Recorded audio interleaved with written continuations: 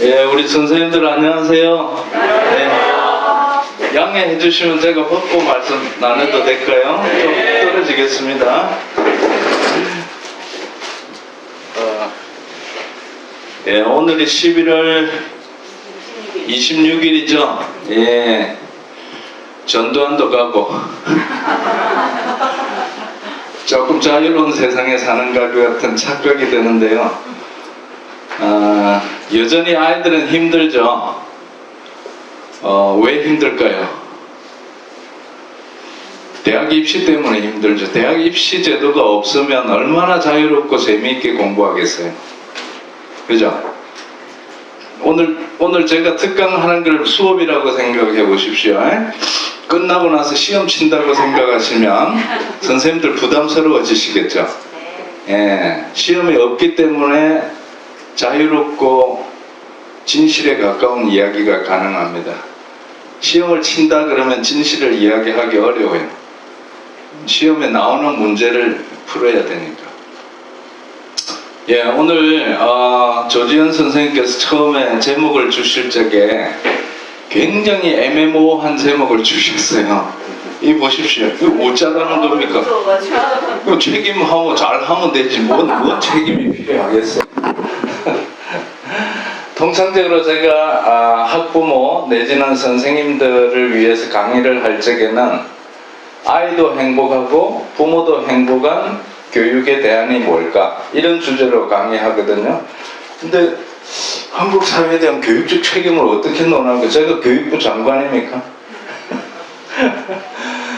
교육감도 아니고 좋은 교육을 해야죠. 근데 이런 제목을 염두에 두고 지금까지 교육을 생각해 보면 대학 가기 위한 교육이었고, 대학 가고 나서 그 이후에 출세하기 위한 교육이었고, 조금 더 미시적으로 당겨보면 내 친구를 팔꿈치로 밀치면서 앞으로 나아가기를 가르치는 교육이었죠. 그리고 좀 더 미시적으로는 내 내면에서 꿈틀거리는 끼나, 내가 어떤 책에서 읽었던 어떤 주인공의 모습 속에서 이런 사람이 되고 싶어 하는 이런 사명감이나, 또는 내가 일상생활을 하면서 느끼는 재미를 기초로 해서 꿈을 꾸고 전공을 선택하고 대학을 선택하고 실력을 쌓아서 이 사회에 나와서 빛과 소금이 되어야 되겠다는 그 소망에 부합하는 교육을 했습니까? 그것을 체계적으로 짓밟는 교육을 했습니까? 만약에 아이가 식당에서 밥을 먹다가 정말 건강한 밥상이 중요해. 근데 세상 사람들은 돈 때문에 건강한 밥상, 건강한 농산물을 잘 못 만드는 것 같아. 내가 유기농 농민이 되어서 농사를 지어서 건강한 음식물을 우리 사회에 공급하고 싶어요. 그러면 부모님이나 선생님들이 뭐라 말했습니까? 쓸데없는 소리 하지 마. 딱 굶어 죽기 좋은 소리다. 이렇게 이야기했죠. 네. 법과 정의를 바로 세우고 부패를 타파하고 그야말로 적폐를 청산하는 판검사가 되겠습니다라고 선생님께 이야기하면 정말 훌륭하네 이렇게 말하는 선생님이 100명 중에 몇 분이 계셨을까요? 지금까지 100명. 네, 고성고등학교 선생님은 다 100%가 그렇게 하셨을지 모르겠는데 일반적으로는 제가 볼 때는 10%도 안 됩니다. 대부분 선생님은 네 뜻은 훌륭해 해놓고 그러나 현실은 달라 그러죠. 그럼 그 현실이 뭐예요? 강자 동일시죠. 현실은 제가 쓴 책의 제목입니다. 안 읽으신 것 같아서 이 책이 안 보여가지고 다 읽으셨어요? 진짜로요? 물어볼까요? 네.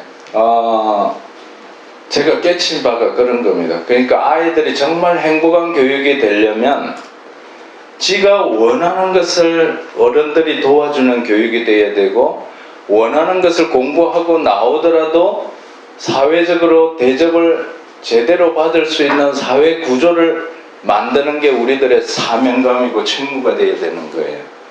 그러니까 아이들이 꿈꾸고 싶은 사회적인 조건과 교육적인 조건을 만드는 게 어른들의 사명감이 돼야죠. 공감하시죠? 네. 예. 표정은 공감 안 하는 것 같기도 하고요. 그래서 오늘 이제 슬라이드를 제가 준비는 했는데요. 그러면 니는 뭐 굉장히 잘난 것 같은데 니는 어떻게 사는데? 속으로 질문하고 계실 것 같아서 미리 말씀을 드리면, 제 이야기와 교육에 관한 기본적인 소신이나 철학을 말씀드리면, 제가 대학을 81년도에 들어갔습니다. 바로 전두환 80년 5월에 광주 학살을 배경으로 권력을 잡고 정권을 잡아서 나라를, 자기들 말로는 나라를 좋은 나라로 만들겠다고 했지만 청년 학생들이나 양심적인 지식인들 입장에서는 학살자였죠. 그 시절에 대학을 다녔으면 어떻겠습니까? 강의실이나 세미나실에서 진지하게 시국을 논의하고 선생님하고 토론하고 나라의 진정한 미래가 뭔지 토론하고 이런 것보다는 체류탄 가스 마실 시간이 훨씬 많았죠. 마침 내일 아침에 경향신문에 제가 거기에 대해서 쓴 글이 나올 테니까 꼭 검색해서 읽어보시기 바라고요. 어쨌든 대학 시절을 그렇게 보내면서 제가 가졌던 생각은, 선생님이 원했던 그 좋은 대학에 가기는 갔는데 내가 하고 싶었던 공부를 선생님들과 함께 할 수 없는 시대적 상황일 뿐만 아니라 수업 시간에 들어간다 한들 우리나라 경제나 기업 경영을 어떻게 해야 일하는 사람들이 행복하게 살아갈 수 있는지를 토론하기보다는 사람과 자연을 잘 갈구어서 떼돈을 버는 방법을 가르쳐 주려고 하더라고요. 그러니까 결국은 재벌의 앞잡이가 되라는 거지. 그러니까 저는 싫었습니다. 그래서 이런 공부는 하기 싫다. 그렇다면 내 기준은 무엇일까? 돈의 경영학이 아니라 삶의 경영학, 죽임의 경영이 아니라 살림의 경영을 연구해야 되겠다. 그래서 대학을 졸업하면서 살림의 경영 경제를 공부하기 위해서 석사를 지나가고 독일까지 가서 박사 공부를 하고 돌아왔습니다. 돌아온 게 94년이에요. 근데 그 사이에 큰아이가 커가지고 95년에 큰아이 손을 잡고 초등학교 입학식 시키러 가는데 어떤 마음이었는지 아십니까? 책 안 읽었잖아요. 나부터 교육혁명에 나옵니다. 송아지를 끌고 도살장에 가는 기분을 느꼈습니다. 제가. 왜 그럴까요? 초, 중, 고등학교, 대학교, 대학원, 박사과정까지 공부라는 코스를 한 바퀴 팍 돌고 내 나름대로 이 여러 가지 절제하고 참고 시험 칠 거 나름대로 고생하면서 한 바퀴 돌았는데 돌고 왔더니 내 새끼를 또 같은 코스에 집어넣어야 돼. 그것도 더 열악해진 경쟁 상황 속에서. 그죠? 한 20, 30년 지나고 나면 얼마나 열악해졌습니까? 예전에 우리 여기 선생님들 또는 부모님들 계시지만 연세 많으신 분들 고등학교 다닐 때 지금처럼 치열했습니까? 아니면은 훨씬 더 편했습니까? 지금보다? 질문 하나만 하죠. 훨씬 편했죠. 역으로 말하면 제가 고등학교 다닐 적에 선배들이나 대학 간 선배들이나 선생님들이 이렇게 말했어요. 얘들아, 고등학교 1, 2학년 때는 팡팡 놀아도 돼. 고2 겨울방학부터 죽었다 생각하고 1년만 고생하면 네가 원하는 대학에 간다 했어요. 저는 그렇게 했더니 떨어졌어. 그래서 1년 더 했습니다. 근데 그래도 됐어요. 근데 한 10년쯤 지나니까 선생님이나 선배들이 이렇게 말합니다. 중학교 1학년 때부터 열심히 하지 않으면 네가 원하는 대학에 못 간다 그래요. 요즘 아이들한테는 뭐라 그래요? 그죠? 예, 우리 선생님이 예전에 제 강의를 들으셨거든요. 요즘은 유치원 내지 초등학교 때부터 준비해야 된다 그러는데 아니요, 태아 때부터 준비시켜야 돼요. 그래서 뱃속의 아가한테 영어로 막 질문을 합니다. My baby, how are you feeling today? 이런 배를 뻥뻥 차잖아요. 얘가 Oh yes, yes. 막 감동하는 거예요. 얘가 알아듣는 줄 알고. 그럼 태어날 때부터 막 영어, 독일어, 불어까지 해적이면서 부모하고 대화하면 얘가 성장해가지고 아주 훌륭한 사람이 된 다음에 이웃과 나라를 위해서 열심히 살아간다는 보장이 있나요? 그건 없는데 부모가 살아오면서 세상에 시달리고 아 그래 잘난 놈이 강자가 권력과 돈을 주무르는 세상이니까 그 속에 상처받은 부모의 마음이 자녀에게 전달이 되어서 너는 강자로 커야 돼 라고 그렇게 교육시키고 있는 게 지금의 현실이잖아요. 그런 식으로 끊임없이 강자 교육을 시키다 보니까 가면 갈수록 아이들이 어릴 때부터 경쟁 위주로 살아내야 되는 세상이 와버리고 만 거예요. 지난 50년 동안의 흐름이. 그 흐름을 가만히 생각해 보면 2014년 4월 16일 날 목포 앞바다에서 빠지고 있던 세월호의 형상이 지금 우리 교육을 배라고 생각할 적에 반쯤 물에 빠져있는 형상 아닙니까? 아이들을 살리는 교육이에요? 죽이는 교육이에요?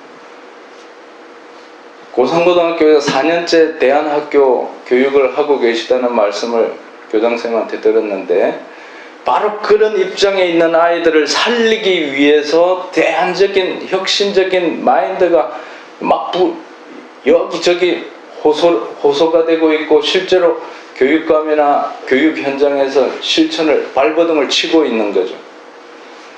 더 중요하게는 이런 움직임들이 모든 학교에 다 확산이 돼야 되고 더 궁극적으로는 아이들이 대학 입시에 두려움 없이 대학 공부할 수 있도록 구조도 바꿔야 되고 교육부 장관에 이런 마인드가 없어요. 제가 볼 때. 정말 안타까운 거는 민주정부라고 하는 사람들이 그 인사하는 게 사람 볼 줄 아는 눈이 없어요. 한국 교육의 결과인 거예요. 한국 교육의 결과 우리 부모님들 한번 자녀가 아까 어떤 선생님이 그러셨죠. 아이들이 앉는다면 앞에 앉을 건데 마찬가지 논리로 만약에 우리 선생님이나 부모님들의 자녀가 만약에가 아니라 닥친 문제예요. 한평생 살겠다고 배우자를 데리고 왔을 적에 며느리감이나 사위감을 어떤 사람을 고르겠습니까? 인품을 보시겠습니까? 스펙을 보시겠습니까? 그 부모의 돈, 재산을 보겠습니까? 뭘 보고 그래 참 좋다라고 판단할 적에 그 한 가지 기준만 대라 그러면 뭐겠습니까? 인품이죠? 그러면 그런 신랑 신부감들이 자라나도록 어떤 아이를 잡고 오더라도 인품이 훌륭한 아이들을 길러내야 될 거 아니야. 가정이나 학교에서 인품이 훌륭한 사람을 1차적으로 길러내야 되는데 인품은 팔꿈치로 내쳐버리고 누가 뭐래도 내가 1등만 하면 최고야 라고 하는 아이디어가 머릿속에 있다면 그 선생님들이나 부모님은 이미 틀려먹은 자세 아닐까요? 그죠? 예. 근데 이제 이런 자리에서 물어보면 말은 인품 하는데 막상 내 새끼 데리고 오면 인품만 봅니까? 예, 인품도 보겠죠. 예. 쉽지는 않습니다. 그거는 저도 이해를 합니다. 근데 세월호 배를 생각해 보세요. 그 순간에 아이들이 살아남느냐 죽느냐의 문제에서 어떤 부분 살아남아야 될 거 아니에요. 근데 지금 사회가 살아남는다고 할 때 우리가 수많은 판검사와 국회의원과 대통령을 배출했는데 대통령까지는 놔두보죠. 장관이나 국회의원들이 스펙이 훌륭 안 해서 나라를 이 모양 이 꼴로 만들고 있는 거예요. 판검사나 의사, 변호사, 교수 이런 사람들이 스펙이 훌륭하지 않아서 이 모양 이 꼴인가를 한번 생각해 보시자고요. 또 뭐 고성고등학교는 어떤지 모르겠는데 무슨 초등학교 제 몇 회 졸업생 드디어 사법고시에 합격하고 드디어 외무고시에 합격해 현수막 많이 붙죠. 시골로 갈수록 많아요. 근데 도시도 있어요. 박수 치는 것까지는 좋아요. 격려해주는 차원에서. 근데 더 중요한 것은 판검사가 되고 외교관이 된 다음에 진짜로 어떤 일을 하고 어떻게 살아가는가, 그건 안 물어본다는 거야.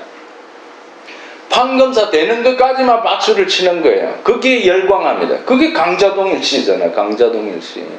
센 놈이 된 게 마치 내가 잘 된 것 같은 착각을 하는데, 그 무대 뒤에서 벌어지는 온갖 부패와 자기들끼리의 공모와 나라를 망치는 온갖 잘못된 구조, 소위 말하는 적폐가 쌓여져 가는 것에 대해서는 별로 우리가 질문하지 않는다는 거예요.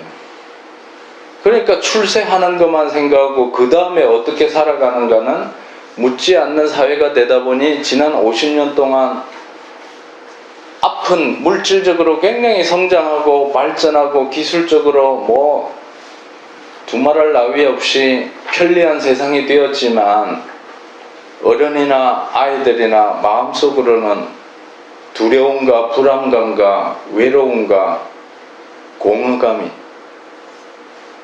큰 거 아니겠습니까? 살벌하게 옆 사람을 치고 내가 올라가는 것만 가르치고 배우고 그렇게 살아온 사람이 40, 50대가 돼서 성공을 했어요. 그 경쟁에서 성공한 사람이 철학이나 소신이나 삶에 대한 전망이 없이 성공만 해가지고는 나중에 공허감에 시달립니다. 분명히 내가 돈도 많고 권력도 많은데 어떻게 할 줄을 몰라가지고, 그러니까 이제 망치게 되는 거죠. 그래서 저는 경쟁공화국에서 성공해도 실패해요. 실패하면 낭패가 되는 게임을 하고 있다. 그러니까 처음부터 안 해야 되는 게임을 하고 있는 거예요. 처음부터 해야 되는 게임은 뭐냐 하면, 누가 1등하고 100점 맞는 공부를 하느냐가 아니라 사람이 사람답게 살아가는 방법이 뭔가를 공부해야 되고, 기후위기 시대가 왔다는데 우리가 전기를 아끼는 방법이 뭔지 같이 토론해야 되고, 또 이산화탄소를 덜 발생시키는 경제생활의 방법이 뭔지 이런 걸 토론해야 되고, 왜 코로나 사태가 왔는지 그 근본 뿌리를 보고 대량 생산 대량 소비 체제, 자본의 원리를 그대로 담고 있는 그런 생산 체제를 넘어서서 자본, 돈이 아니라 사람의 살림살이를 기준으로 해서 사람과 사람, 사람과 자연이 더불어 사는 시스템이 뭔가를 토론하고 실험하는 그런 공부를 해야 아이들의 미래가 생기고 지구의 미래가 생기지 않겠습니까? 그러죠? 우리 고성고등학교는 그런 말씀을 이렇게 정리하지는 않았겠지만 그런 거를 염두에 두고 교육하고 있다고 생각하는데 어떻습니까? 네, 맞습니다. 맞죠? 네. 그러면 이제 제 이야기를 조금 더 해보면, 그렇게 해서 송아지를 도살장에 끌고 가는 기분에 대해서 저희의 교육적인 책임은 뭐였겠습니까? 야, 도살장에 데리고 가면 안 되잖아요. 근데 도살장을 불지를 수는 없잖아. 초등학교를.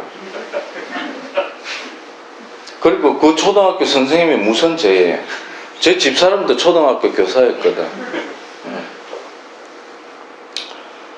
그날 저녁에 집사람하고 앉아서 우리는 앞으로 이제 그 당시는 아이가 이제 어렸을 때였지만 그 3명입니다. 이렇게 결심을 했습니다. 우리는 앞으로 아이 교육을 성적표를 중심으로 하지 말자. 첫째 기준은 아이가 건강하게 자라는데 신경을 쓰고, 둘째는 친구 잘 사귀는데 신경 쓰고, 세 번째는 아이가 꿈이 있다고 하면 그 꿈을 전폭적으로 지원해 주자. 그리고 성적표를 볼 적에는 1등이나 100점을 기준으로 하지 말자. 여러 가지 과목들 중에 어떤 과목에 아이가 좀 흥미가 있고 재주가 있는지 그거를 찾아보는 지표. 그리고 자기가 관심을 가지는 과목이 있다 하더라도 3월 달에는 이랬는데 네가 노력하더니 7, 8월 달에는 이렇게 올라갔네. 그동안 노력한 게 보람이 있구나라고 격려해주는 지표로 삼지, 조금 제 자랑 같지만 엄마 아빠가 해왔던 걸 기준으로 아이를 절대로 교육시키지 말자. 왜냐하면 우리도 상처가 많거든. 무슨 말씀인지 아십니까? 전교 1등 해보신 적 있으시죠? 1등 하고 나면 그 다음에 얼마나 공포감이 큰지 아십니까? 떨어질 걸. 그렇죠. 다음 단계는 떨어질 것밖에 없어요. 아무리 악을 써봐야 현상 유지밖에 안 되는 거예요. 그래서 전국에 250명에서 300명의 아이들, 10대 청소년이 자살하는 게 우리 현실인데, 그 아이들 중에 공부 잘하는 아이가 많겠습니까? 못하는 아이가 많겠습니까? 잘하는 아이가 많아요. 물론 뭐 왕따라든지 다른 사례도 있지만, 공부를 잘하는 아이와 못하는 아이로 따지면 잘하는 아이들이 자살을 더 많이 해. 왜? 1등 자리를 유지하기가 힘드니까 그런 거예요. 1등 하다가 10등 해보세요. 하늘이 무너지는 줄 알아요. 근데 50등 하다가 60등 하는 건 아무것도 아니거든. 네. 내성이 있거든. 백신 맞아가지고. 그러니까 이게 이제 좀 농담 반 진담 반인데, 가만히 들어보면 우리 어른들이 결혼하고 살아가는데 초중고등학교에서 쳤던 시험 문제의 몇 %가 인생을 살아가는데 정말로 필요한 문제입니까? 대학 입시만을 위한 시험이었지 하루빨리 잊어버리고 싶은 거 아니에요? 만약에 지금까지 어떤 초중고등학교 때 시험 문제 중에 기억에 남아있는 게 있다면 틀려서 매맞았던 트라우마 때문에 기억을 하는 것이지, 인생을 살아가는데 정말 피가 되고 살이 되는 질문이었기 때문에 기억하면서 살아가는 건 없습니다. 그런 거는 시험 문제 낼 필요도 없는 내용들이에요. 진실하게 살고 정의롭게 살고 다른 사람을 배려하면서 살자, 이런 게 더 중요한 덕목 아니겠습니까? 그렇죠? 예. 그래서 그때부터 저희는 공립학교에 아이를 보냈지만 내용적으로는 대안교육을 시킨 거예요.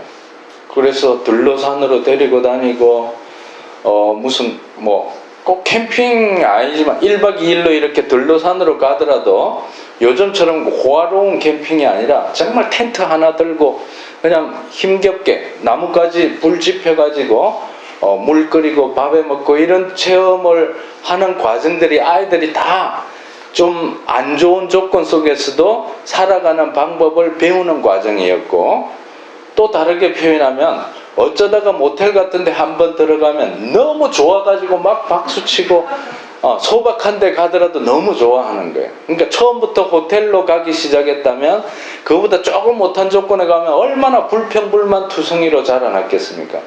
근데 그 어느 순간에 우리 아이들이 엄마 아빠 보고, 엄마 아빠 우리 집이 가난한 거 아니었어요? 이러더라고.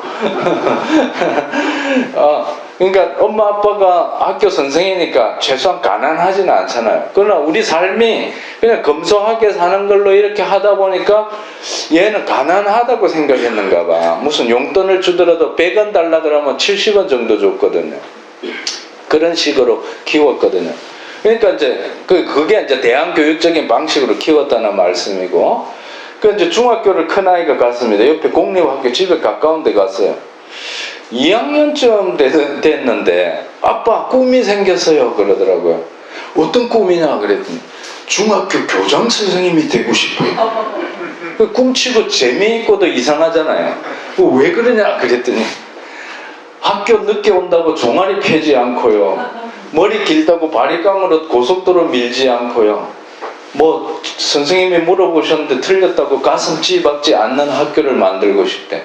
잘못하면 애 죽일 것 같더라고. 그래서 얘야 그거는 네 꿈이 아니고 네가 받는 스트레스로구나. 그 옆에 고등학교 가면 내 잘못 죽일 것 같아. 애 공부가 문제가 아니라 살려야 될 거 아니에요. 대안교육의 핵심은 살리는 거거든. 네. 물리적으로도 살려야 되고 정신적으로 정서적으로 살리는 게 이게 대안교육의 핵심이에요. 네. 그게 이제 자율성을 키우는 교육이죠. 자율성과 배려심. 뭐 중요한 개념은 다 나온 겁니다. 예. 그래서 그 옆에 고등학교 가면 네 잘못하면 큰일 날 것 같으니까 아빠가 적은 돈이지만 후원하는 대안학교가 저 산청에 한 군데 간디 고등학교입니다. 예? 우리 고성고등학교처럼 97년에 출범했어요. 뭐 이 아이가 그렇게 꿈틀거릴 때는 2001년인가 뭐 2년인가 요 무렵이었고, 그러니까 이제 몇 년 된 거죠. 그 상태에서 한 일주일 동안 여름에 체험 학습인가 그런 그 이제 일종의 뭐죠? 자기 탐험해보는 기간이 있는 거죠. 그래서 다녀올래 그랬더니 어딘데요? 갔다 올게요. 갔다 오더니 아빠 나 고등학교는 거기로 가겠어요. 그래서 이제 그 학교를 다니게 되는데 겉으로 보기에 굉장히 자유롭고 잘 노는 학교잖아요. 어린 동생이 2명이 있는데 얘들은 제가 운영위원장도 하고 학부모회장도 하고 막 학교에 열심히 참여하면서 또 형아 오빠도 그렇게 잘 다니는 걸 보고 얘들은 우리는 중학교 때부터 대안학교 갈 거예요. 아무것도 모르고 초등학생이 아무도 모르고 그렇게 말해요.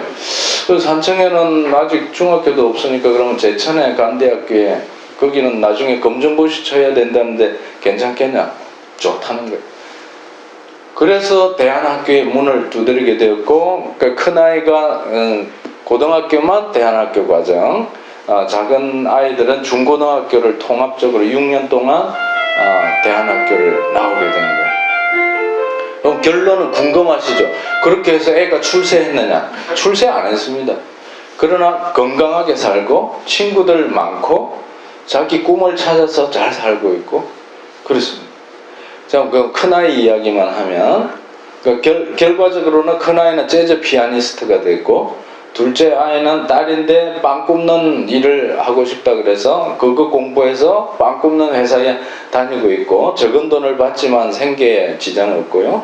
그것도 외국까지 가가지고 지 혼자 공부해가지고 엄마 아빠도 한국에 없는데 지 혼자 보따리 싸가지고 외국 가가지고 2년 동안 전문학교 졸업하고 거기 취업해 가 살고 있고 막내는 농사에 관심을 가지더니 1년 동안 제주도 가서 농사를 짓고 군대 갔다 오더니 조금 꿈이 바뀌었어요. 그래 뭐냐 그랬더니 자기가 축구를 좋아하는데 축구 선수들 다리 다치면 다리 고쳐주는 물리치료사가 되고 싶다. 그 공부에 지금 끄트머리 졸업반입니다. 그리고 지난 한 학기 동안 강릉에 있는 축구팀에 가서 선수들 다리 치료하는 거 하고 왔고 막 너무 재미있어요. 막 그 뼈 이름, 그 다리 뼈나 몸의 뼈 이름을 영어로 외우는데 아빠가 안 힘드냐 그래 너무 재미있다는 거예요. 지가 하고 싶어 하니까. 그러니까 하고 싶어 하는 거는 절대로 못 말립니다, 부모님이. 그러니까 우리 선생님들이나 부모님이 코칭할 일이 있다면 네가 하고 싶어 하는 거를 하되 네 혼자만 잘 먹고 살려고 하지 말고 사회에 뭔가 도움이 되는 방향으로 그 재능을 써라. 그렇게만 지도하면 온 분야에서 실력자들이 인품 있는 실력자들이 나오지 않겠습니까? 그럴 적에 대한민국이 좋은 나라가 되는 거지. 그런 인품을 기본적으로 쌓지 않고 그게 실력인지는 모르지만 고시 공부해가지고 그냥 법전 잘 외운다고 앞에 원고도 없으면 말도 못하는 사람을 만들어내는 그런 게 전문가 맞습니까? 네. 아닙니다. 네.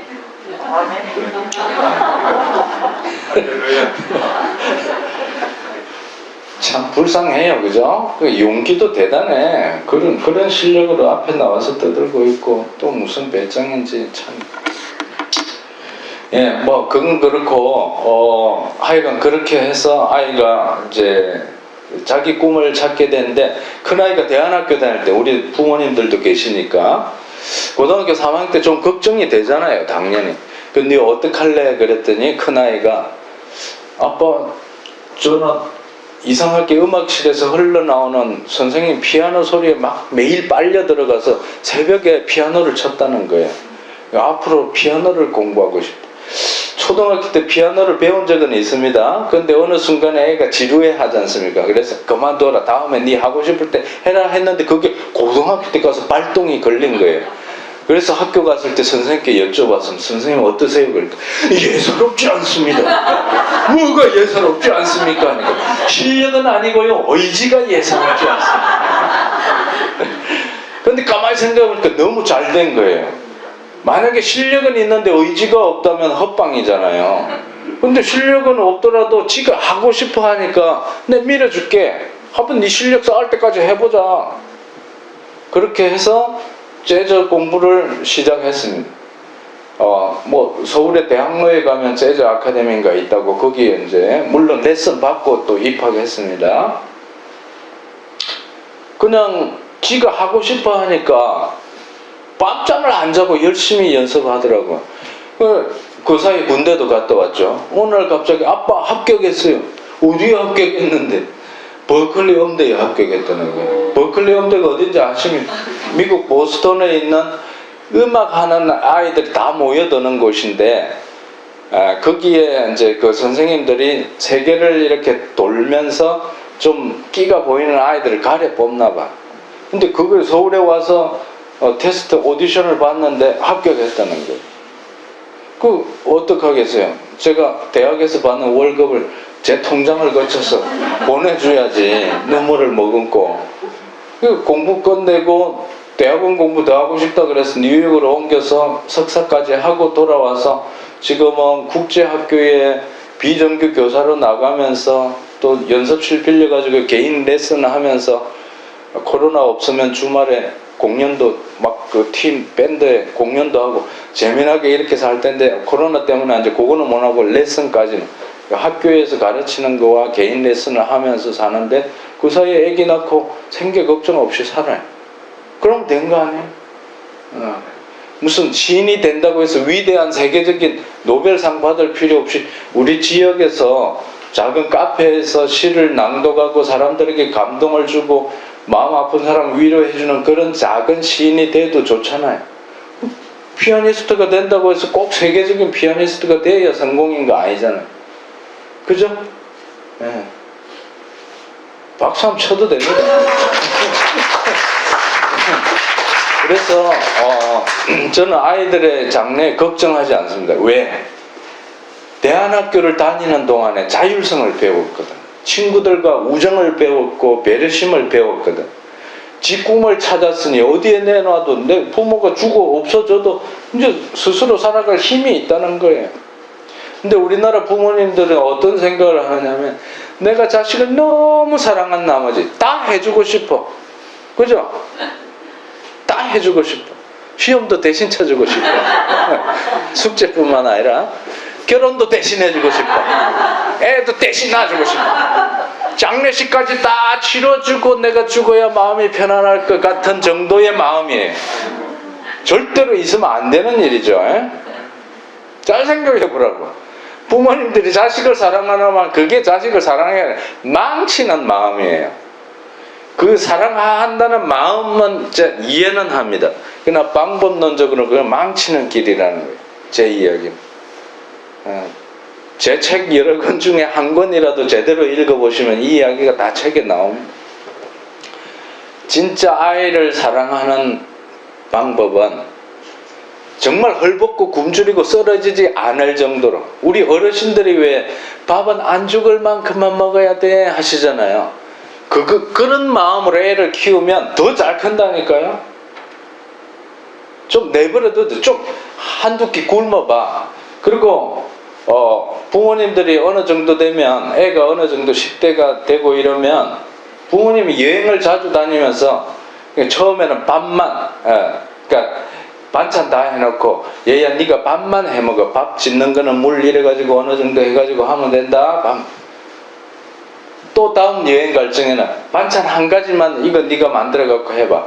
이런 식으로 한 학기만 여행을 다니고 오시면 애가 자취할 역량이 생기는 거예요.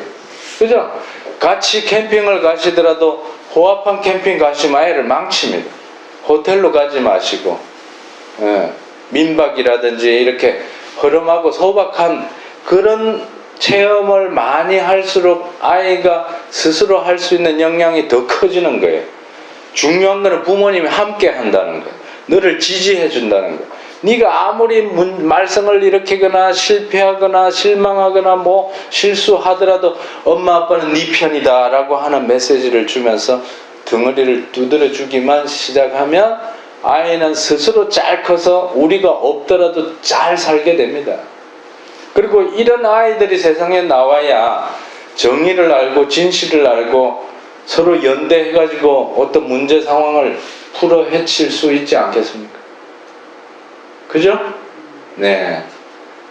이 정도면 교육 다 끝난 것 같아요. 근데 또 준비했으니 하기는 해야 되는데 어떻게 한 5분 쉬었다가 할까요? 아니면 네, 알겠습니다. 고맙습니다.